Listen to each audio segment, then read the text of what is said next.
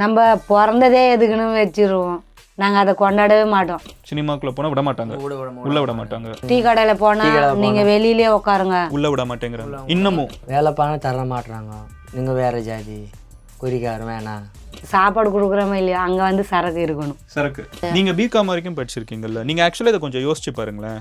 தான் காதி அப்படின்னு சொன்னால் உங்களுக்கு புரியுதா? புரியல. எங்களுக்கு வீடு கொடுத்த சாமி சார் அவர், அதனால வந்து அவரை நாங்கள் விட்டு கொடுக்க மாட்டோம் எப்போவுமே.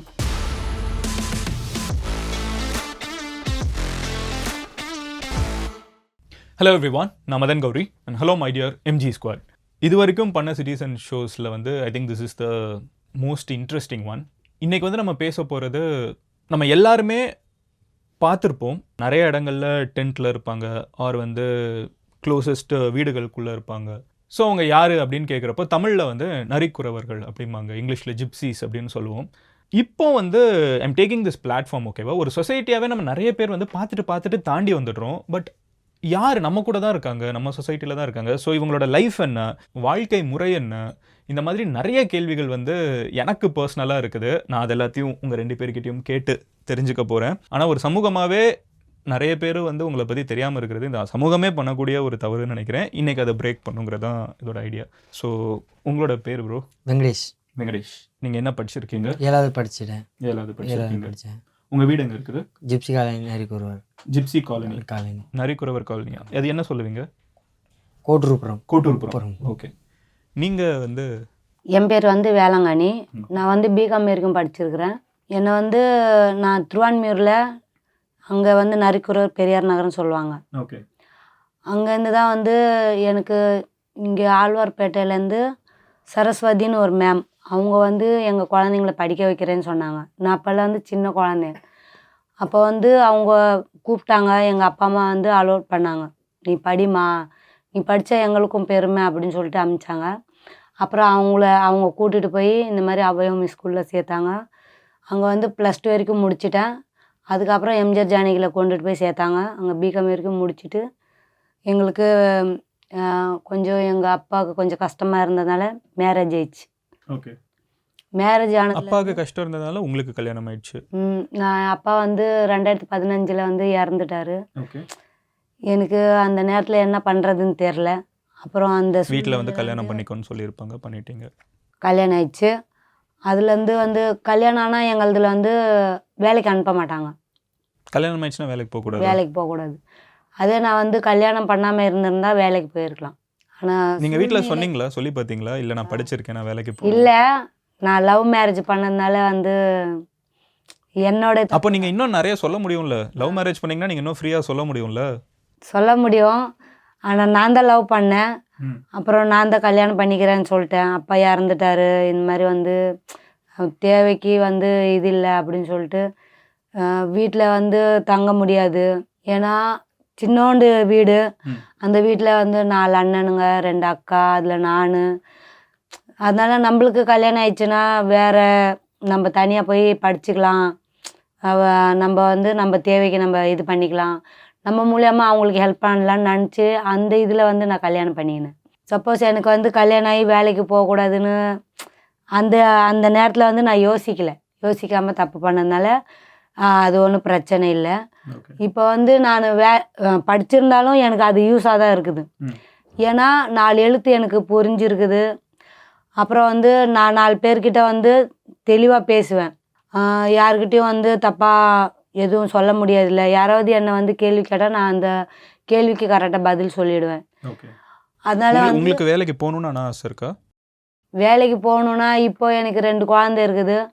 அந்த குழந்தைய வந்து வளர்த்ததுக்கு அப்புறம் தான் நான் வேலைக்கு போக முடியும். ஆனால் உங்களுக்கு அந்த ஆசை இருக்குது வேலைக்கு போகணும். பட் இப்போ நீங்கள் ஹவுஸ் ஒய்ஃபாக இருக்கீங்க, வீட்டில் இருக்கீங்க. ஆனாலும் நானே மணி வியாபாரம் பண்ணுவேன். அதுவும் எனக்கு ஒரு பிஸ்னஸ் மாதிரி தானே. மணி வியாபாரம்னா? மணினா நாங்கள் வந்து எங்களுடைய முன்னோர்கள் வந்து மணி வியாபாரம் தான் பண்ணுவாங்க. இந்த பாசி மணி, ஊசி மணி அப்படின்னு சொல்லுவாங்கள்ல, அது மாதிரி வந்து நாங்கள் மணிகள் வாங்கிட்டு வந்து நாங்களே வந்து உக்காந்து அதுக்கு டிசைன் போடுவோம், கோத்து இந்த மாதிரி பெசநகர் அந்த ரோட்டோரமாக அங்கே கடை போட்டு உக்காருவோம். அது வந்து சேல்ஸ் பண்ணுவோம். அது சேல்ஸ் பண்ணாதான் எங்களுக்கு அன்னைக்கு சாப்பிட்றதுக்கு, எங்கள் குழந்தைங்களுக்கு தேவையானது அதெல்லாம் நாங்கள் வாங்க முடியும். எவ்வளோ ஒரு நாளுக்கு earn பண்ண முடியும்? ஒரு நாளுக்கு வந்து இப்போ திருவிழா டைம்னா ஒரு 1000 ரூபாய் 2000 ரூபாய் 3000 ரூபாய் அப்படி வந்து கிடைக்கும். அது வியாபாரம் பொறுத்து தான் இருக்கு. சராசரியாக வந்து 600 ரூபாய் 700 ரூபாய் அப்புறம் வந்து 500 ரூபாய் கிடைக்கும். ஒரு சில நேரத்தில் கிடைக்காது. ஒரு சில நேரத்தில் ஒன்றுமே கூட கிடைக்காம போகும். ஒரு சில நேரத்தில் 100 ரூபாய் 200 ரூபாய் கிடைக்கும். அது வந்து ஆட்டோக்கே போயிடும். ஆனால் நாங்கள் முன்னாடி ஒரு நாளுக்கு முன்னாடி சம்பாரிச்சிருப்போம்ல அந்த 600 ரூபாய் 700 ரூபாய் அதை வச்சு அன்றைக்கி எங்கள் பொழைப்பு ஓட்டுவோம். அதே மாதிரி எங்கள் வீட்டுக்காரங்க வேலைக்கு போவாங்க. அவங்க எங்கே வேலை பார்க்குறாங்க? பேப்பரு. அவர் வந்து 7வது படிச்சிருக்கிறாரு. எங்கே வேலை பார்க்குறாங்க? வேலைக்குன்னா கம்பெனி வேலைகளை போல் எங்கள் கூட மணி வியாபாரத்துக்கு வருவார். அப்படி வரலன்னா இந்த அட்டை வாட்டர் கேனு அந்த மாதிரி எடுத்துகிட்டு வருவார். அதை எடுத்துகிட்டு வந்து அதை பிரித்து கடையில் போடுவோம். அதை போட்டு ஒரு 1000 ரூபாய் கிடைக்கும், இல்லை ஒரு 500 ரூபாய் கிடைக்கும். அதை வச்சு சமாளிப்போம். நீங்கள் என்ன வேலை பார்க்குறீங்க ப்ரோ? நானும் மசாலா வேலை பண்ணுறேன் சார். அதே தான். வாட்டர் கேன் அட்டை. அது என்ன வேலை சொன்னீங்க? மசாலான்னு சொல்லுவாங்க. மசாலானா அது எல்லாம் கலந்து வரும். அட்டை பேப்பரு வாட்டர் கேன் கலந்து வரும். போய் போட்டா 600 கிடைக்கும். எங்கே இந்த பேப்பர் அதான் ரோட்டோரமாக கிடைக்கும், இந்த தொட்டிகளில் கிடைக்கும். நாங்கள் வந்து வீட்டில் வந்து கை கால் எல்லாம் கழுவிடுவோம், குளிச்சுடுவோம். பொறுக்கிறதுக்கு போனால் அப்படி தான் எடுத்துகிட்டு வரோம். ஒன்று ஒன்றா எடுத்துகிட்டு வந்து அது ஒரு பை மாதிரி தைச்சி வச்சுக்குவோம். நாங்கள் அந்த பை தைச்சி வச்சுக்கின்னு அதில் அட்டை எடுத்து போடுவோம், பேப்பரை எடுத்து போடுவோம், வாட்டர் கேன் எடுத்து போடுவோம். அதை வந்து ஒரு மூட்டையாக சேர்த்து ஒரு வாரம் சேர்த்து வச்சு அது ஹஸ்பண்ட் அண்ட் ஒய்ஃபு உட்காந்து அதை பிரித்து அது கடைக்கு வேலைக்கு போடுவோம். இப்போ உங்களுக்கு குழந்தை வேறு இருக்கு. அவங்க என்ன வயசு? என் பொண்ணுக்கு வந்து இப்போ 5.5 வயசு ஆகுது. என் சின்ன பொண்ணு இப்போ தான் பிறந்தான். அது உங்களுக்கு எவ்வளோ வயசு ஆகுது? எனக்கு 28. ஓகே. 5.5 வயசு. ஒரு உங்களுக்கு எவ்வளோ வயசு? 21. ஓகே. அவங்க ஸ்கூல் போகிறாங்களா? என் பொண்ணு 1வது போகிறேன். நான் அவளை அனுப்புகிறேன் ஸ்கூலுக்கு. மிஸ் ஸ்கூல்னு இங்கே கோட்டுப்புறத்தில் சேர்த்துருக்கேன். Okay, nice. உங்களுக்கு வந்து இந்த பாசி அந்த இது சொன்னீங்கல்ல, அது வீட்டில் ஏன் வந்து எப்போவுமே அந்த ப்ரொஃபஷனை சுற்றியே இருக்கீங்க? வேறு ஏதாவது ஒரு ஒர்க்குக்கு போகணும்? அது எங்களுடைய தொழில். அது விட்டு வெளியில் வர முடியல. ஏன் வர முடியல? இப்போது சில பேர் வேலைக்கு போகிறதா மாத சம்பளம் வரும்ல, அந்த மாத சம்பளம் வர வரைக்கும் நம்ம எப்படி ரன் பண்ணுறது அது எங்களுக்கு தெரியல. ஸோ அந்த அன்னைக்கு செலவு வந்து அன்னைக்கு வர்ற காசை வச்சு நீங்கள் பண்ணுறதுனால ஒரு மாதம் வெயிட் பண்ணி கடைசியில் வர்ற சம்பளத்தை வச்சு ஓட்ட முடியாது, இல்லை அது ரன் பண்ண முடியாது. ஒரு மாதம் நீங்கள் பொறுத்துக்கிட்டீங்கன்னா உங்களுக்கு அதுக்கப்புறம் வர்ற மணி பெட்டராக இருக்கும். நீங்கள் வந்து அது எப்படி சொல்கிறது, முதலீடு பண்ணுவீங்க. நம்ம வந்து இந்த மாதிரி வாங்கி வச்சுக்கணும், இந்த மாதிரி வாங்கி வச்சுக்கின்னு அரிசி பருப்பெல்லாம் வாங்கி வச்சுக்கின்னு நம்மளுக்கு தேவையானது அதுக்கப்புறம் பார்த்துக்கலாம் அப்படின்னு நினைப்பீங்க. எங்களுக்கு அப்படி கிடையாது. நம்மளுக்கு வந்து இருக்கிற வீடு இவ்வளோண்டு தான், சின்ன வீடு. அந்த வீட்டில் வந்து ஒரு நாள் எலி இருக்கும், ஏதாவது வந்து சாப்பிட்டுட்டு போச்சு, அது நம்மளுக்கு தெரியாது. ஸ்டோர் பண்ணி வைக்க இடம் இல்லை, எல்லாம் கீழே தான் வச்சுருப்போம். நம்மளுக்கு கேஸ் கூட ஆன் பண்ண தெரியாது, ஸ்டவ் தான். அந்த ஸ்டவ்வில் இல்லைன்னா அடுப்பு, இது 2 தவிர நம்மளுக்கு விறகு வச்சு தான் செய்வோம். இப்போ கிருஷ்ணால் கூட இப்போ தர்றதில்லை, ஏன்னா கிருஷ்ணால் அந்த இது இல்லைன்னு சொல்லிட்டாங்க. இப்போ நாங்கள் அதை விறகு எடுத்துகிட்டு வந்து அதை வச்சு தான் இப்போ சமைச்சு சாப்பிட்றோமே. கேஸ் அடுப்பு யூஸ் பண்ணலாம்ல? கேஸ் வந்து எப்படி சொல்கிறது, சிலிண்டர் வீட்டுக்கு வந்துடும். இப்போ அடுப்பு வச்சு யூஸ் பண்ணலாம்ல? கேஸ் யூஸ் பண்ண கற்றுக்கணும், ஆனால் அது வைக்கிறதுக்கு இடம் இல்லை. ஏன்னா 10க்கு 10 தான். அதில் வந்து நான், என் வீட்டுக்காரு, எங்கள் அத்தை, என் 2 குழந்தைங்க அப்படி இருக்கிறதுனால அது எங்கே வைக்கிறது? அது குழந்தைங்க விளையாடுற டைமில் வந்து அவங்களுக்கு தெரியாது, அது ஆன் பண்ணி விட்டாங்கன்னா அது ப்ராப்ளம் ஆகிடும். அந்த இதுக்கு தான் பயந்து அவங்க கேஸ் யூஸ் பண்ண மாட்டேங்க. சென்னையில் எல்லா இடத்துலையும் தான். ஆனால் நம்மளுக்கு வந்து ஒரு ரூமு, ஒரு பாத்ரூமு, ஒரு ஹாலு அந்த மாதிரி உங்களை மாதிரி எங்களுக்கும் இருந்தால் அது நாங்கள் பயப்படாமல் அதை பூட்டி கூட வச்சுக்குவோம். எங்கள் குழந்தைங்க வந்து போவிடாத பார்த்துக்குவோம். இவ்வளோண்டு இடத்துல வந்து அதுவும் வச்சுக்கின்னு நாங்களும் உள்ளே இருந்துக்கின்னு அது நம்மளால் சமாளிக்க முடியாது. உங்களுக்கு வேற எங்கேயும் வேலை பார்க்கணும்னு தோணலையா ப்ரோ? நீங்க என்ன வேலை பார்க்குறீங்க? அதான் மசாலா போவோம். உங்களுக்கு அதை தாண்டி வேற வேலை பார்க்க தோணலையா? வேலை பார்க்க தர மாட்டேங்க. ஆமாம், ஏன் தெரியலையே நம்மளுக்கு. நீங்கள் வேற ஜாதி குறிக்கார வேணாம் தர மாட்டோங்க சொல்கிறாங்க. நீங்க வந்து ஜஸ்ட் ஃபார் ஸ்டார்டர்ஸ் நான் சொல்கிறேன், ஸ்விக்கி ஜொமேட்டோ இருக்குது, அது யாருனாலும் அப்ளை பண்ணி யாருனாலும் ட்ரை பண்ணலாம். அந்த மாதிரி நீங்கள் பண்ணலாம். எனக்கு தெரில, அது எதாவது ட்ரை பண்ணி பார்த்துருக்காங்களா? பண்ணுறாங்க, உள்ளே பண்ணுறாங்க. ஓ ஸோ அதில் ஸ்விக்கி ஜொமேட்டோ எல்லாரும் இருக்கிறவங்க குப்பை வேலையை பண்ணுறாங்க. ஓகே. பிஸ்னஸ் ஏதாவது பண்ணணும்னு என்னைக்காவது யோசிச்சிருக்கீங்களா? சொந்தமாக பண்ணணும்னு? தந்தா நாங்கள் வேலை பண்ணுவோம் சார். இல்லை தந்தா பண்ணுறது ஒன்று, பிஸ்னஸ் சொந்தமாக ஏதாவது பண்ணணும்னு யோசிச்சிருக்கீங்களா? சொந்தம் பண்ணனா மணி வியாபாரம் தான் பண்ணுவோம் சார். நாங்கள் மசாலா போடுவோம் சார், அவள் தான் சார். உங்களுக்கு நீங்கள் வந்து பிறந்ததுல இருந்து இங்கே தான் இருக்கீங்களா? இங்கே தான் கூட்டுறோம். நீங்களும் பிறந்ததுல இருந்து? நான் பிறந்ததுலேருந்து திருவான்மையூர் தான் சார். நான் இப்போ வந்து கல்யாணமாகி இல்லை தண்டல் வாங்கி கொஞ்சம் எங்களுக்கு அந்த மழை 2015 மழை எல்லாம் பெஞ்சதில்ல, அதில் தண்ணியிலெல்லாம் வந்து குழந்தை வச்சுக்கின்னு ரொம்ப கஷ்டப்பட்டோம். இப்போ நாங்கள் கொஞ்சம் கொஞ்சமாக தண்டல் வாங்கி அதை சேமித்து வச்சு வீடு காட்டுறோம். தண்டல்னா இப்போ வருவாங்க அவங்கக்கிட்ட எங்களுக்கு வந்து ஒரு 10,000 ரூபாய் தண்டல் கொடுங்கண்ணா. தண்டல்னா அவங்கக்கிட்ட வந்து 10,000 ரூபாய் வாங்கிக்குவோம். வாரத்துக்கு 1000 ரூபாய் காட்டுவோம். 10 தடவை கொடுப்பீங்க? 10 தடவை காட்டுவோம். பட் தண்டல்னா கடன் லோன் இல்லை. லோன்ல பேங்க்ல லோன் வாங்குவோம். இப்போ நீங்கள் இருக்கிறீங்கன்னு வச்சுக்கிங்களேன், ஆனால் எங்களுக்கு ஒரு 10,000 ரூபாய் கொடுங்கண்ணா, நாங்கள் வந்து வாரம் வாரம் உங்ககிட்ட 10,000 ரூபாய் கட்டிடுவோம் அப்படின்னு சொல்லுவோம். அவர் வந்து சரிம்மா தரேன் அப்படின்னு சொல்லிட்டாருன்னா அவர் எங்களுக்கு 10,000 ரூபாய் கொடுத்துட்டு போயிடுவாருன்னா நாங்கள் வாரம் வாரம் அவர் வருவார். ஞாயிற்றுக்கிழமை வருவார், இல்லை செவ்வாய்க்கிழமைனா அப்படி வருவார். அப்படி வரும்போது அவர்கிட்ட வாங்கின காசை நாங்கள் வச்சுக்கின்னு அந்த பேப்பருக்கு இல்லை மணி வியாபாரத்துக்கு அந்த மாதிரி போயிட்டு கிடைக்கிற காசில் வந்து கொஞ்சம் சாப்பிட்டுட்டு அந்த மிச்சம் காசு சேமித்து வச்சு அவர் வரும்போது அந்த வாரத்துக்கு 1000 ரூபாய் எடுத்து வச்சுடுவோம். அவர் கட்டிடுவோம். அப்படியே கட்டி கொஞ்சம் காசு வந்ததுக்கப்புறம் வீடு கட்டுறதுக்கு. எவ்வளோ நீங்கள் 10,000 ரூபாய் வாங்கினீங்கன்னா எவ்வளோ திருப்பி கட்டுவீங்க மொத்தம்? ஏதாவது ஐடியா இருக்கா? 10,000 ரூபாய் வாங்கினோன்னா அவர் 1000 ரூபாய் வட்டி எடுத்துக்குவார், மீது 9,000 ரூபாய் கொடுப்பாரு. அப்புறம் நம்ம கட்டும்போது 10,000 ரூபாய் சேர்த்து கட்டிடுவோம். 1000 ரூபாய் வட்டி 1000 ஒரு 10 வாரத்துக்கு. 10 வாரத்துக்கு. ஓகே.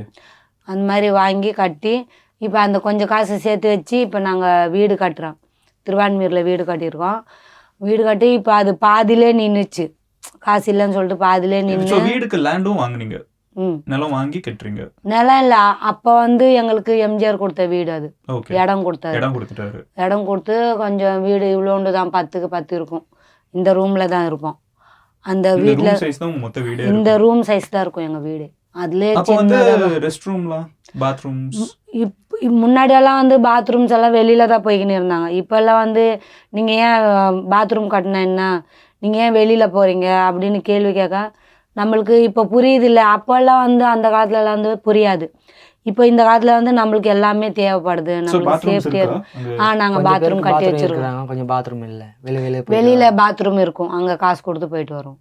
உங்களுக்கு வந்து வீட்டில் வந்து உங்களோட டே எப்படி இருக்கும்? நீங்கள் வந்து என்ன மொழி பேசுவீங்க வீட்டில்? அதுக்கு மொழி பேர் வந்து தெரியாது, ஆனால் எங்கள் மேம் சொன்னபடி அந்த மொழி பேர் வந்து வாகுரிய போலியோன்னு சொல்லுவாங்க. மேம் யாரு? எனக்கு படிக்க வச்சாங்க அவங்க சரஸ்வதி மேம். அவங்க ஒரு புக்கு காமிச்சாங்க, இதுல வந்து அந்த பேர் இருக்குது, நீ பாத்துக்கோ, உனக்கு பின்னாடி யூஸ் ஆகும் அப்படின்னு சொன்னாங்க.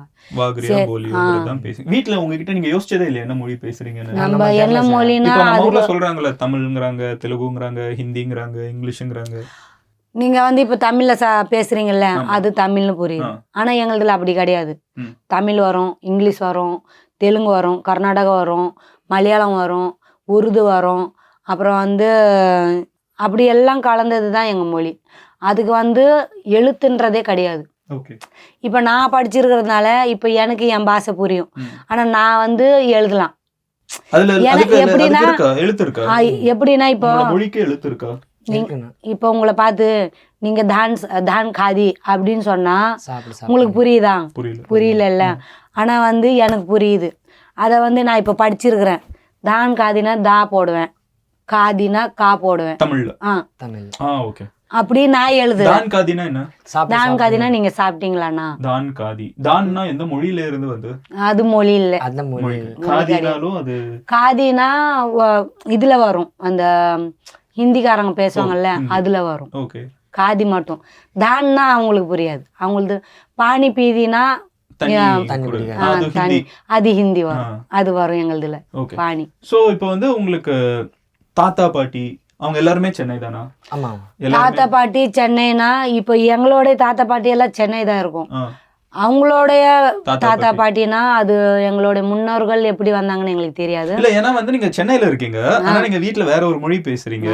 அந்த மொழி வந்து ஆனா எல்லா லாங்குவேஜும் இருக்குங்கிறீங்க. அப்ப நீங்க எல்லா இடத்துலயும் டிராவல் பண்ணியிருக்கணும்ல. அது எப்படின்னா இப்போ நான் எங்களுக்கு குழந்தை பிறக்குது இல்ல, அந்த குழந்தை பிறக்கும் போது அவங்களுக்கு நீங்க அப்பா அம்மான்னு கற்றுக் கொடுக்குறீங்களா, அதே மாதிரி தான் எங்களுக்கும் இந்த பாஷை கற்றுக் கொடுப்பாங்க.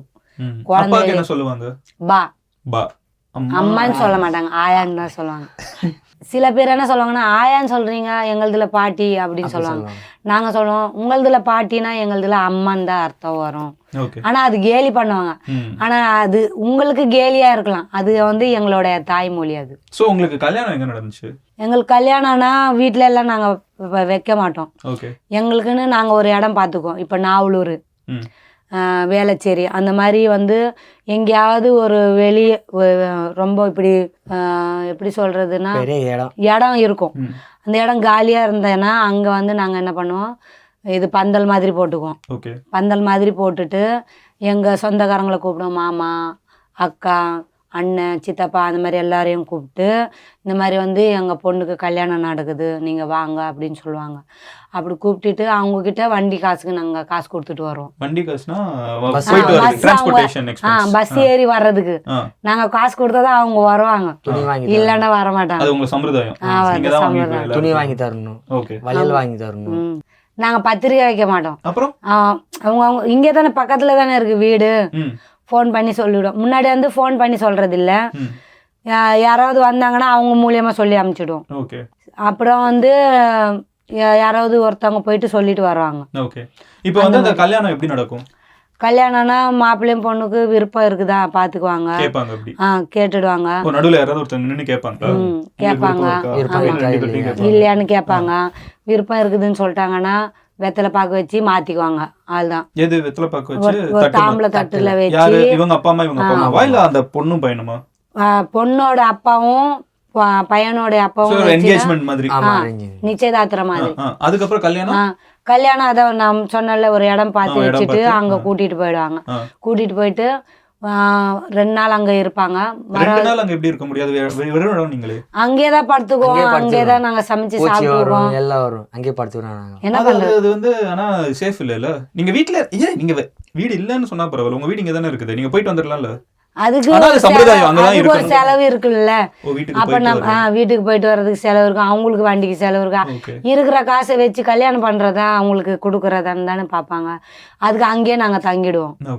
பூச்சி கடிக்குதோ எது கடிக்குதோ அதெல்லாம் நம்மளுக்கு பிரச்சனை கிடையாது, அதெல்லாம் நம்ம பார்த்துக்குவோம். நம்மளுக்குன்னு ஏற்ற மாதிரி துணிங்களை எடுத்துகிட்டு போய் அங்கே தங்கிடுவோம். தங்கிட்டு மறுநாள் போயிட்டு மாப்பிள்ளைக்கு ட்ரெஸ் எடுப்போம், பொண்ணுக்கு ட்ரெஸ் எடுப்போம்.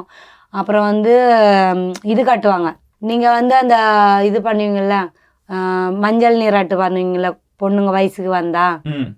எங்களதுல வந்து பொண்ணுங்க வயசுக்கு வந்தா அப்போ பண்ண மாட்டாங்க, கல்யாணம் அப்போதான் பண்ணுவாங்க. மஞ்சள் நீராட்டு மாதிரி ஒரு வெள்ளை துணி வாங்கி அதுல பழங்கள் வச்சு இடுப்புல கட்டி விட்டுடுவாங்க. இடுப்புல அந்த துணியை கட்டி வச்சு அதுல பழங்கள் போட்டு அந்த என்ன சொல்றது அப்பளம், சாத்துக்குடி, ஆப்பிள், திராட்சை அந்த மாதிரி எல்லாம் போட்டு ஒரு ஒரு அண்ணங்காரங்கிட்ட கூட்டிட்டு போவாங்க, அக்காக்காரங்கிட்ட கூட்டிட்டு போவாங்க, மாமா கிட்ட கூட்டிட்டு போவாங்க. அவங்க என்ன பண்ணுவாங்க, ஆம்பளைங்க இருந்தாங்கன்னா கை கொடுப்பாங்க, பொம்பளைங்க இருந்தாங்கன்னா இப்படி கட்டி இப்படி அணைச்சி இது பண்ணுவாங்க. அப்படி பண்ணி அவங்களுக்கு தேவையானது நீ வாங்கி சாப்பிடுமா அப்படின்னு சொல்லிட்டு அந்த அந்த இதில் வைப்பாங்க காசு, இல்லை கையில் கொடுப்பாங்க. அவங்கக்கிட்ட ஆசீர்வாதம் மாதிரி வாங்குவாங்க. வயசு பசங்கன்னா ஆசீர்வாதம் வாங்குவாங்க, கல்யாணம் ஆயிடுச்சுன்னா வாங்க மாட்டாங்க. ஜென்ஸுங்கன்னா அவங்க காலில் விழுந்து ஆசீர்வாதம் வாங்குவாங்க, பெரியவங்க இருந்தால் தான் வாங்குவாங்க, சின்ன பசங்கன்னா வாங்க மாட்டாங்க. அந்த மாதிரி பண்ணி முடித்து அது கைட்டு வச்சிடுவாங்க ஒரு நாளுக்கு. மறாவது நாள் வந்து கல்யாணத்துக்கு எல்லாம் ரெடி பண்ணிடுவாங்க. காலையில் நைட்டு வந்து ஓப்பன் பிளேஸ்ல தான் வச்சிடுவாங்க. பாட்டு வைப்பாங்க, இந்த மாதிரி டான்ஸ் எல்லாம் ஆடுவாங்க சின்ன சின்ன பசங்க, பெரியவங்களும். எது கொடுக்குறோமா இல்லையோ, சாப்பாடு கொடுக்குறோமா இல்லையோ, அங்கே வந்து சரக்கு இருக்கணும். சரக்கு அதுதான், அது இருந்தாதான் சாப்பிடுவேன். இது மட்டும் தான் சரக்கு இருந்தா அவங்களுக்கு ஒரு ஒயின், அப்படி இல்லைன்னா நம்ம லோக்கல் சரக்கு இருக்குல்ல அந்த மாதிரி அந்த மாதிரி வந்து வாங்கி கொடுத்துடுவோம் நாங்கள். ஒரு வீட்டுக்கு ஒரு குடும்பத்துக்கு அது மாதிரி வாங்கி கொடுத்துடுவோம். சின்ன பசங்களுக்கு எல்லாம் கிடையாது, பெரியவங்களுக்கு ஹஸ்பண்ட் ஒய்ஃபு அது மாதிரி வாங்கி கொடுத்துடுவோம். அவங்களுக்கு நல்லா ஜாலி. குழந்தைங்களுக்கு வந்து கூல் ட்ரிங்க்ஸ் வாங்கி கொடுத்துடுவோம். ஒரு பார்ட்டி மாதிரி அது இருந்தாதான். அது இல்லைன்னா சண்டை வச்சிடுவாங்க, சண்டை வந்துடும். நீ எதுக்கு கொடுக்குற, இப்போ கல்யாணம் கூப்பிடாதே நீ, நான் வர மாட்டேன், அப்படி ஒரு சண்டை வைப்பாங்க. அது எல்லா கல்யாணத்திலயும் நடக்கிறது தான். எங்க கல்யாணம் அப்படிதான் சார். அது பிரச்சனை பண்ணாங்கன்னா அன்னைக்கு அவள்தான். ஐயோ உங்களுக்கு கல்யாணம் ஆயிடுச்சா? கல்யாணம் ஆயிடுச்சு, 2 வருஷம் ஆயிடுச்சு. 2 வருஷம் ஆயிடுச்சு. 19 வயசுல கல்யாணம் ஆயிடுச்சா? ஆமா. அந்த பொண்ணு வயசு தெரியல சார். தெரியலையா? உங்க பொண்டாட்டியோட வயசு என்னன்னு உங்களுக்கு தெரியாதா? ஏதாவது படிச்சேன், அப்படியே என் மாமா வீட்டுல போயிட்டேன், இன்னும் வரல. நானு போயிட்டு லவ் மேரேஜ் தான் அவங்களும். அதான் வந்து உங்களுக்கு அவங்கள பத்தி எதுவுமே தெரியாதா? லைக் அவங்களோட பிறந்த நாள் தெரியுமா? என்னைக்கு பர்த்டே கொண்டாடுவாங்க? அதெல்லாம் நம்மள கிடையாது சார். நீங்க என்னைக்கு பிறந்திருக்கீங்கன்னு உங்களுக்கு ஒரு ஏதாவது ஒரு நாள்? 14 7ஆம் தேதி 7ஆம் மாசம் அப்படி. நீங்க செலிப்ரேட் பண்ணுவீங்களா? நம்ம பிறந்ததே எதுக்குன்னு வச்சிருவோம், நாங்க அதை கொண்டாடவே மாட்டோம். ஆனா இப்போ என் பொண்ணுக்கெல்லாம் 5 வயசு வரைக்கும் நான் கொண்டாடி இருக்கேன். சூப்பர். ஏன்னா கொண்டாடணும் தான். நம்ம அப்பா வந்து அப்பா அம்மா கையில எல்லாம் காசு கிடையாது. நான் 1 ரூபாய் வாங்குறதுக்கு கஷ்டப்பட்டு வாங்குவேன் எங்க அப்பா கிட்ட. எங்க அப்பா வந்து இங்கேருந்து நடந்து பெசநகர் போவார் வேலைக்கு, ஏன்னா வண்டி காசு கிடைக்காது. இதே மாதிரி தான் ஒரு பைய எடுத்துக்கின்னு அட்டை பேப்பர் அப்படி எடுத்துகிட்டு போகும்போது அந்த கஷ்டம் பார்த்துருக்குறோம். அந்த கஷ்டத்தை பார்த்துட்டு அவர்கிட்ட வந்து எனக்கு இந்த மாதிரி பிறந்த நாள் கொண்டாடணும்ப்பா, எனக்கு இது வேணும் அப்படின்னு கேட்க மாட்டோம். ஏன்னா அவரே கஷ்டப்படுறாரு. அவர்கிட்ட போய் நம்ம டார்ச்சர் பண்ணால் நம்மளுக்கு நம்ம படித்தும் வேஸ்ட்டு தானே, ஏன் அவர் கஷ்டத்தை கொடுக்கணும் அப்படின்னு சொல்லிட்டு எனக்கு இந்த மாதிரி பிறந்த நாள் கொண்டாடுப்பா, எனக்கு கேக் வாங்கி கொடு அப்படின்னு. அதெல்லாம் இப்போ பண்ணேன் சார், சர்ச்சில் பண்ணேன் நான். ஓகே, சர்ச்சில் 2 பேரும் இப்போ இருக்கிற இதுல வந்து பண்றாங்க சார், அப்பெல்லாம் பண்ண மாட்டாங்க. அப்பெல்லாம் வந்து கல்யாண நாளே மறந்துடுவாங்க. சரி, எனக்கு இது சொல்லுங்க, கல்யாணம் அப்புறம் எப்படி நடக்கும்? ஓகே, எல்லாருக்கும் பார்ட்டி வச்சிருவீங்க. பார்ட்டி வச்சுட்டு அதுக்கப்புறம் வந்து அவங்களுக்கு ஒரு வெள்ளை துணி கொடுத்துடுவாங்க. அவங்க அது ஃபுல்லாக ட்ரெஸ் எடுத்துட்டு அந்த வெள்ளை துணி சுற்றிக்குவாங்க பொண்ணு. பையனுக்கு வந்து வேஷ்டி மாதிரி கொடுத்துடுவாங்க. இந்த சைடு வந்து ஒரு மாமரம் மாதிரி ஒரு குச்சியில் வந்து மா இலையில கட்டிடுவாங்க, அந்த சைடு மா இலை கட்டிடுவாங்க. அப்புறம் ஒரு மண் மாதிரி சேர்த்து ஒரு சேர் மாதிரி பண்ணுவாங்க சின்னதாக, அதில் வந்து இப்படி உட்கார வைப்பாங்க. அந்த சைடு ஜென்ஸ் உட்கார வச்சுடுவாங்க, இந்த சைடு லேடிஸ் உட்கார வச்சுட்டு ஒரு எண்ணெய் மஞ்சள் அதை வச்சு பொண்ணோட சைடில் இருக்கிறவங்க வந்து பொண்ணுக்கு தடுவாங்க, இங்கே எல்லாம் தடுவாங்க, பையனுக்கு தடுவாங்க. 7 தடவை தண்ணி ஊற்றுவாங்க. தண்ணி ஊற்றிட்டு நைட்டில் வந்து அவங்க அம்மா கட்டுவாங்க பொண்ணுக்கு. என்னது தாலி வந்து நைட்டு வந்து இப்போ இவருக்கும் அவங்க ஒய்ஃபுக்கு கல்யாணம் நடக்குதுன்னா இவங்க அம்மா வந்து நைட்ல அவங்க ஒய்ஃபுக்கு இவர் கட்ட மாட்டாரு, அவங்க அம்மா தான் கட்டுவாங்க. விடிய காத்தால 5 மணிக்கு வந்து இதே சாங்கியம் பண்ணி இவர் கட்டுவாரு. இப்படி கட்டினாதான் 2 தடவை. ஏன்னா பொண்ணுக்கும் மாமியாருக்கும் எந்த பிரச்சனை வரக்கூடாதுன்னு சொல்லிட்டு நைட்ல கட்டுவாங்க. சாமி மூட்டையில எடுத்து வந்து நாங்க வைப்போம், எடுத்து நாங்கள் தாலி காட்டுவோம், கட்ட சந்தோஷமா இருக்கணும் நீங்க அப்படி ஆசீர்வாதம் தருவாங்க எங்களுக்கு. அந்த மாதிரி பண்ணுவாங்க. காலையில இவர் கட்டி முடிஞ்சிச்சுன்னா ஆள்தான் கல்யாணம் நடந்துச்சு. அதுக்கப்புறம் வந்து வந்தவங்கள பார்த்துட்டு போயிடுவாங்க. நாங்கள் கல்யாணம் நடந்தவங்கள வந்து சாப்பாடு செஞ்சு அங்கேயே சாப்பிட்டுட்டு ஒரு 3 நாள் இல்லைன்னா ஒரு 2 நாள் அங்கேயே இருப்போம். ஏன்னா அந்த வாசனைக்கு வந்து ஏதாவது காற்று கருப்பு அண்டக்கூடாதுன்னு சொல்லிட்டு 2 நாள் அங்கே இருப்பாங்க. அப்புறம் எங்களதுல தலை கசுக்கக்கூடாதுன்னு சொல்லுவாங்க. தாலி கட்டிட்டாலே தலை கசுக்கக்கூடாதுன்னு சொல்லிடுவாங்க. தலை குளிக்கக்கூடாதுன்னு சொல்லுவாங்க. உடம்புக்கு ஊற்றிக்குவாங்க, தலைக்கு வந்து தெரியாமல் குளிச்சுட்டு வரும். வெளியில் போயிட்டு ஒரு நாள் அங்கே வெளியில் போயிட்டு ஒரு பாத்ரூமில் போய் தலைக்கெல்லாம் தலையெல்லாம் நல்லா ஷாம்பு போட்டு கழுவிட்டு அதை காய வச்சு அதுக்கப்புறம் வந்து தேங்காய் எண்ணெய் போட்டு நல்லா தேய்ச்சிட்டு சாயங்காலம் தான் வீட்டுக்கு வரும். 10 மணி ஆகிடும், நைட்டு 10 மணி ஆகிடும் வரதுக்கு வீட்டுக்கு. இப்போ நீங்கள் ஃபோன்லாம் யூஸ் பண்ணுறீங்களா? யூஸ் பண்ணுறோம். இப்போ எல்லாம் ஸ்மார்ட் ஃபோன் எல்லாம் யூஸ் பண்ணுறோம். ஸோ படம்லாம் பார்ப்பீங்களா? பார்ப்போம். என்ன படம் பார்ப்பீங்க? எம்ஜிஆர் படம் இருக்கும். இப்போல்லாம் வந்து எம்ஜிஆர் படம் இன்னும் பார்க்குறீங்களா? அது எங்களுக்கு வீடு கொடுத்த சாமி சார் அவரை நாங்கள் மறக்க முடியுமா சொல்லுங்கள்? எங்க அப்பா கூட நீங்க ஓட் போடுவீங்களா? போடுவோம். இருக்கு சார் எங்களுக்கு. நம்மளுக்கு நல்லது பண்றவங்கள எப்போதுமே நாங்க வந்து மறக்க சோ மாட்டோம். அதனால எம்ஜிஆர் உங்களுக்கு வீடு கொடுத்ததுனால இன்னும் எம்ஜிஆர் ஆமா, அவர் வந்து எங்களுக்கு வந்து தூக்கி விட்டாரு. ஏன் இவங்களை வந்து நீங்க விரட்டுறீங்க, ஏன் இவங்களும் நம்மள ஒருத்தவங்க தானே அப்படின்னு பேசியிருக்கிறார் சார் எங்களுக்காக. அதனால வந்து அவரை நாங்க விட்டு கொடுக்க மாட்டோம் எப்பவுமே. சொல்லுவாங்க நிறைய பேர், இவங்க எதை மறந்தாலும் எம்ஜிஆரை மட்டும் மறக்க மாட்டாங்க அப்படின்னு சொல்லுவார். எது கடையில் போனாலும் அது பாட்டு தான், அவர் பாட்டு தான். இப்போ கூட ஒரு கல்யாணம் நடந்ததோ காது கூத்து நடந்ததோ இல்லை குழந்தைங்க வயசுக்கு வந்து இப்போ எல்லாம் நாங்கள் ஃபங்க்ஷன் எல்லாம் பண்ணுறோம் சார். விஜய் பாட்டு குழந்தைங்களுக்கு கேக் வெட்டுறது, விஜய் பாட்டு, நடிகர் எல்லா பாட்டு போடுவோம். எல்லா பாட்டு போட்டாலும் எம்ஜிஆர் பாட்டு விட மாட்டோங்க சார். ஃபர்ஸ்ட் அது பாட்டு போட்டு எம்ஜிஆர் பாட்டு, ஜெயலலிதா பாட்டு, விஜய், அதான் நாங்க புதுசா கட்டிக்கிட்ட அந்த பாட்டு போடும். அவர் வந்து என் அம்மா எடுத்தாங்க அது பாட்டுல. நாங்க உங்க அம்மா அந்த பாட்டுல இருக்காங்களா? இருக்கிறாங்க, நடிச்சிருக்காங்களா? ஓ சூப்பர். சின்ன சின்ன வயசு இருக்கும் அவங்க அம்மா எல்லாம். அவங்க இன்னும் இருக்கு. எங்க அப்பா எல்லாம் வந்து எப்படி சொல்றது, எங்க அப்பாவுக்கு எல்லாம் அவர் கை கொடுத்து போட்டோ பிடிக்கிறாங்க, போட்டோ எல்லாம் பிடிச்சிருக்கிறாரு. எங்க அப்பா வந்து சொல்லிட்டு போனார் எங்களை, யாரை மறந்தாலும் எம்ஜிஆரை மறக்க கூடாதுமா. அவர் வந்து நம்மளுக்கு சில பேர் நம்மளை வந்து மதிச்சது கூட கிடையாது, ஆனா அவரை நம்ம வந்து இந்த சமுதாயத்துல இருக்கிறோம்னு காமிச்சவரு. இப்போ எப்படி ப்ரோ சென்னையில இப்போ இருக்கிறது உங்களுக்கு எப்படி இருக்குது? உங்களோட லைஃப் எப்படி இருக்குது? இப்போ கொஞ்சம் கஷ்டமா தான் இருக்கு. கஷ்டமா எது கஷ்டமா இருக்குது? கல்யாணம் பண்ணி எல்லாச்சும் ஆயிடுச்சு. அது எப்படி தீக்கலாம், எப்படி தீக்கலாம்? எதை தீக்கிறது? 7 லட்சம் கடன். 7 லட்சமா? ஆமா. அவருக்கு கல்யாணம் ஆகி கடன் வாங்கி தான் இப்போ உங்களதுல வந்து வரதட்சணை நீங்க பொண்ணு வீட்டுக்காரங்க கொடுப்பாங்க. எங்களதுல வந்து வரதட்சணை வந்து பையனுங்க தான் தருவாங்க. பையன் வீட்டுல இருந்து வரதட்சணை. ஏன்னா அவங்க கிட்ட ஏன் வரதட்சணை வாங்குறான்னா, எங்க பொண்ணை வந்து பத்திரமா பாத்துக்கணும், நல்லா வச்சு காப்பாற்ற. காசை வாங்கிட்டா எப்படி பாத்துக்க முடியும்? அவங்க பயப்படுவாங்கல்ல, மற்ற பொண்ணுங்க பார்க்க மாட்டாங்க. இப்போ ஒரு கல்யாணம் ஆயிடுச்சுன்னா அந்த பொண்ணோட வாழணும், மற்ற பொண்ணுங்களை பார்த்துட்டு போயிடுவாங்க அப்படின்னு ஒரு பயம் இருக்கும் அந்த பொண்ணோட வீட்டுல. இல்ல நான் என்ன சொல்றேன்னா, இப்ப இந்த 7 லட்சம் ரூபாய் வந்து கடன் இருக்குல்ல, நீங்க வாங்கி அதை கொடுத்துருக்கீங்க. அந்த 7 லட்சம் ரூபாய் உங்ககிட்ட கொடுத்தா நீங்களே ஒரு வீடு கட்டி சந்தோஷமா இருப்போம். அதுதானே நான் சொல்றேன். கல்யாணம் ஆயிடுச்சு, அது பேரண்ட்ஸுங்களுக்கு அவங்களுக்கு புரியணும் இல்லை. அவங்க வந்து எப்படின்னா, மாப்பிள்ளை கிட்ட இருந்து எதுக்கு 7 லட்சம் ரூபாய் வாங்குறோன்னா, நம்ம பொண்ணை விட்டுட்டு போயிடுவாங்க. அவரே வந்து அந்த கஷ்டத்தை தெரிஞ்சுக்கினாதான் நம்ம பொண்ணு விட்டுட்டு போக மாட்டாரு. இப்ப அந்த 7 லட்சம் ரூபாய் வச்சு அவங்க வீட்டுல என்ன பண்ணுவாங்க? அவங்க வந்து அவங்க செலவு, அவங்க பிள்ளைங்களுக்கு, அவங்க பையன் இருக்கிறாங்க. பையன் வீட்டுல வாங்கினாலும் பிரச்சனை, பொண்ணு வீட்டுல வாங்கினாலும் பிரச்சனை தான். நீங்க வெளியே போயிட்டு வர்றப்போ உங்களுக்கு வந்து இந்த சொசைட்டில ஏதாவது மாறணும்னு யோசிக்கிறீங்களா? ஏதாவது பிரச்சனை இருக்கா? இல்ல இப்ப எல்லாமே சரியாயிடுச்சா?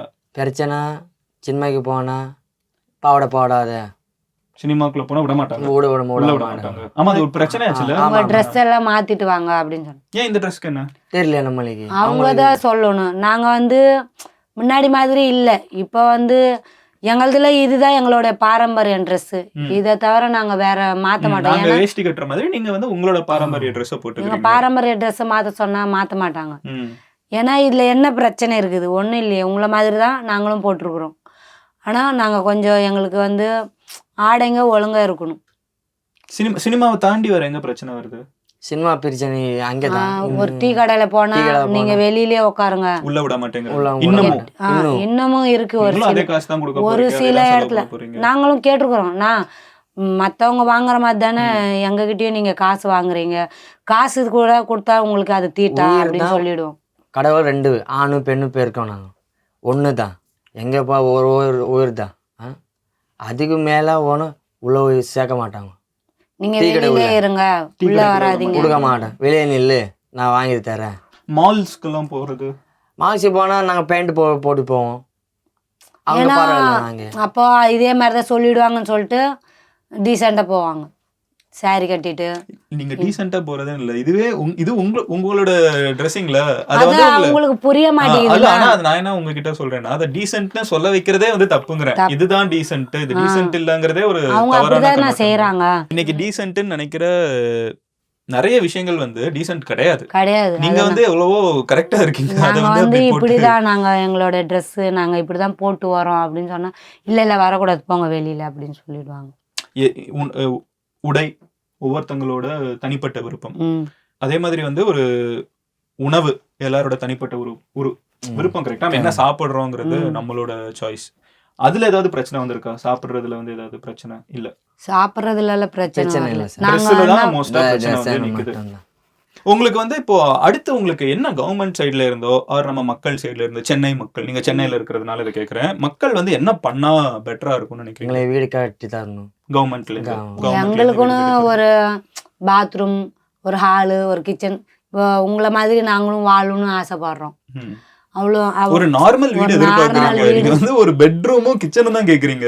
நீங்க வந்து ரொம்ப அதிகமா கேட்கல. ஒரு பெட்ரூம் கிச்சன் பாத்ரூம் தான். ஏன்னா நாங்களும் வந்து இந்த ஸ்டவ், இந்த அடுப்பு அதெல்லாம் அதை வாங்கணும்னு. வச்சு யூஸ் பண்றது பக்கத்துலேயே வச்சு செஞ்சு சாப்பிடணும். ஏன் நம்மளும் நின்றுன்னு இந்த கேஸ் வச்சு யூஸ் பண்ணலாம், நார்மலாக சாப்பிட்டுட்டு போகலாம் அப்படின்னு யோசிப்போம்.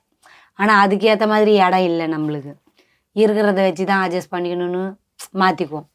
எனக்கு என்ன தோணுதுன்னா, நான் ரொம்ப நாளா சின்ன வயசுல நினைச்சிட்டு இருந்தேன், நிறைய விஷயங்கள் நான் தவறா நினைச்சிட்டு இருக்கேன். நான் என்ன நினைப்பேன், நான் ஸ்கூல் போயிட்டு வருவேன். சமயம் பழனியில் நான் படிச்சுட்டு இருந்தேன். பாட்டில் ஸ்கூல் போயிட்டு வரப்போ பார்த்தீங்கன்னா சைடில் வந்து நிறைய டென்ட்டா போட்டிருப்பாங்க. ஸோ அதில் தான் வந்து நிறைய பேர் நான் பார்த்துருக்கேன்.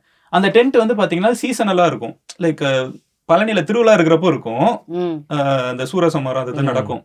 அது முடிஞ்சிருச்சுன்னா அங்க டென்ட் இருக்காது. ஸோ அப்போ மட்டும் தான் வந்துட்டு போற மாதிரி இருப்பாங்க.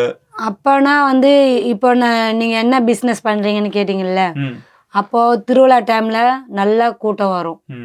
நம்ம மணிங்க வாங்குவாங்க, நம்ம பொருட்கள் வாங்குவாங்க. அந்த மணிக்கு ஏதாவது ஸ்பெஷாலிட்டி இருக்கா? அந்த மணிக்கு ஸ்பெஷாலிட்டினா எதுவும் இல்லை, அது கலர் போகாது. நல்லா எங்க அந்த மணி எல்லாம் நீங்க எடுப்பீங்க? ஆக்ரா டெல்லியில இருந்து வருது. அதை போய் ரயில்ல போயிட்டு 3 நாள் ஆகும். ரயில்ல போறாங்க, டிக்கெட் போட்டால் 3 நாள் போகும். இப்போ போகிறாங்க, ஒரு 5 பேர் போடுறாங்க. போயிட்டு ஒரு வாரத்துக்கு வந்துடுவாங்க. அதை பார்த்து ஏதாவது கையில் வச்சிருக்கீங்களா? டிசைன் பார்க்கலாமா? வீட்டில் சொல்லலாம்னா அங்கே எடுத்து வந்துடுவான். எனக்கு என்ன தோணுதுன்னா, இதை வந்து நம்ம இன்னும் உலகத்துல நிறைய பேர் வந்து வேற வேற மூலைகள்ல இருக்கிறவங்களுக்கு ஆர்ட் அப்ரிஷியேட் பண்ணுவாங்க. பாரம்பரியமா நீங்க பல வருஷமா பண்ணிட்டு இருக்கக்கூடிய ஒரு கலை. இதை வந்து எனக்கு தெரியல நம்ம ஊர்ல இதை எப்படி ரிசீவ் பண்றாங்கன்னு தெரியல. பட் இது வந்து ஒரு இன்டர்நேஷனல் சந்தையில ஒரு மார்க்கெட்ல போடுறோம்னா, ஒரு அமேசான் மாதிரி ஒரு இடத்துல நீங்க லிஸ்ட் பண்றீங்க. இது வந்து ஒருத்தன் யூஎஸ்ல இருக்கிற ஒருத்தங்க வந்து அவங்களுக்கு கலை ரொம்ப பிடிச்சவங்களா இருப்பாங்க. இப்போ அவங்களுக்கு வந்து ஆக்ரால இருக்கிற ஒரு கல் எடுத்து சென்னையில ஒருத்தங்க செஞ்சு அதை நம்ம நியூயார்க்குக்கு அனுப்ப முடியும்னா, அதுக்கு வந்து அவங்க உங்களோட உழைப்பை வந்து நல்லா மதிச்சு உங்களுக்கு வந்து ஒரு விலை கொடுத்து அதை வாங்கிக்கிறதுக்கு ஆட்கள் இருக்காங்க. அதை பத்தி யோசிச்சிருக்கீங்களா? அது ஏதாவது பண்ணணும்னு வீட்டுல யாராவது பேசியிருக்காங்களா? அப்படியெல்லாம் எதுவும் பேசினது கிடையாது. நீங்க பிகாம் வரைக்கும் படிச்சிருக்கீங்கல்ல, நீங்க ஆக்சுவலா இதை கொஞ்சம் யோசிச்சு பாருங்களேன். அமேசான் தெரியும்ல உங்களுக்கு? தெரியும். அமேசான்ல விக்கிறது எப்படின்னு தெரியுமா? அது இன்னும் நான் கத்துக்கல. ஒண்ணுமே இல்லை, யூடியூப்ல போய் சும்மா அமேசான்ல எப்படி விற்கணும்னு பாருங்க. அப்புறம் வந்து அதுல உங்களோட ப்ராடக்ட்ஸ் எப்படி லிஸ்ட் பண்றதுன்னு பாருங்க. அது ஒண்ணுமே இல்லை, உங்க கையிலேயே போன் இருக்குல்ல, அதுலயே நீங்க எடுத்து வச்சிடலாம். வந்து உங்ககிட்ட இருந்து அதை வாங்கிட்டு போய் அவங்களே அனுப்பிச்சு வச்சிருவாங்க. உங்களுக்கு அக்கௌண்ட்டுக்கு காசு வந்துடும். பேங்க் அக்கௌண்ட்லாம் வச்சிருக்கீங்கல்ல? நீங்க இப்படி சொல்லிட்டீங்கல்ல, அமேசான்ல வந்து கொடுத்து இது பண்ண சொல்றேன். நம்மளுக்கு எடுத்துட்டு போய் கொடுக்கறதுக்கு ஆள் வேணும். இல்ல நீங்க எடுத்துட்டு போவே அதுதான் நான் சொல்றேன். அவங்க உங்க வீட்டுக்கு வந்து கலெக்ட் பண்ணிட்டு போவாங்க.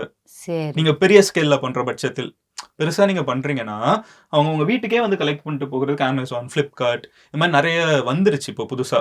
அது ஒரு எக்ஸாம்பிள் தான். அமேசான் நிறைய கம்பெனிஸ். சரி, நானுமே வந்து இதுல என்ன பண்ணலாம்னு நான் யோசிக்கிறேன். ஏன்னா எனக்கு இந்த ஐடியா வந்து எனக்கு ரொம்ப இன்ட்ரெஸ்டிங்கா இருக்குது. பல வருஷமா பண்ணிட்டு இருக்கிற ஒரு கலை, அதை வந்து நம்ம ஒரு இன்டர்நேஷனல் சந்தையில போய் வைக்கணும். இது வந்து இதோட வாழ்க்கை வந்து மெரினா பீச்லயும் பெசன்ட் நகர் பீச்லயும் முடிஞ்சிடக்கூடாது.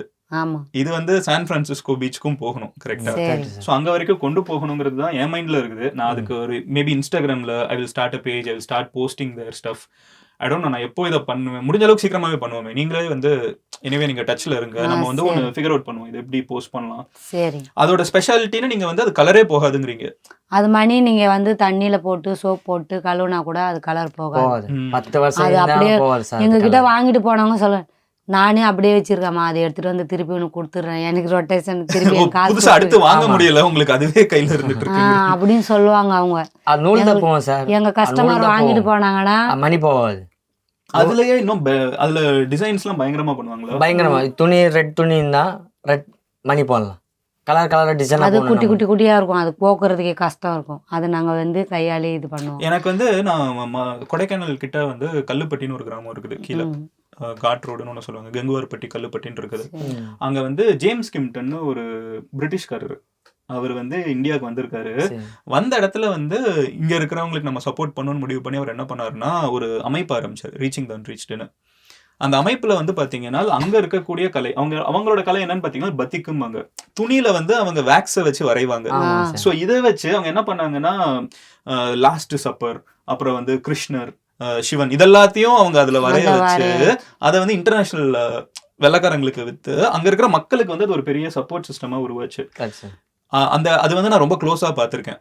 ஸோ வந்து அங்கே நான் ஆக்சுவலாக வாழ்ந்தேன். அங்கே கொஞ்ச நாள் நான் அங்கே தான் இருந்தேன். என்னோட ஒரு 13 வயசுல இருந்து ஒரு 15-16 வயசு வரைக்கும் எங்கள் வீடு அங்கே தான் இருந்துச்சு. நாங்கள் அதை பார்த்துருக்கேன். அது பயங்கரமாக இருக்கும்.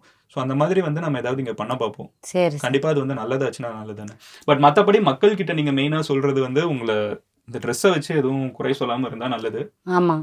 அப்புறம் வந்து இந்த கடைக்குள்ள வராங்கன்னா நிறுத்துறது ரொம்ப பெரிய தப்பு. அதை வந்து பார்த்துட்டு இருக்கிற நிறைய பேர் வந்து பண்ணிட்டு இருக்க வாய்ப்பு இருக்குது. ஏன்னா பெரிய பெரிய கடைகள்லேயே இந்த தவறுகள் நடக்கும். பெரிய பெரிய கடைகள்ல தான் நடக்கும். தயவு செஞ்சு அதை பண்ணாதீங்க. மனிதர்கள் அனைவரும் சமம்.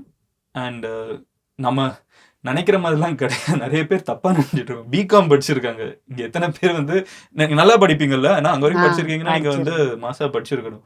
ஸோ பிகாம் இன்னும் படிச்சவங்க இருக்காங்களா? இருக்காங்க சார். ஆனா மெப்பட் சைட்ல, பல்லாவரம் சைட்ல என்ன படிச்சிருக்காங்க அவங்க?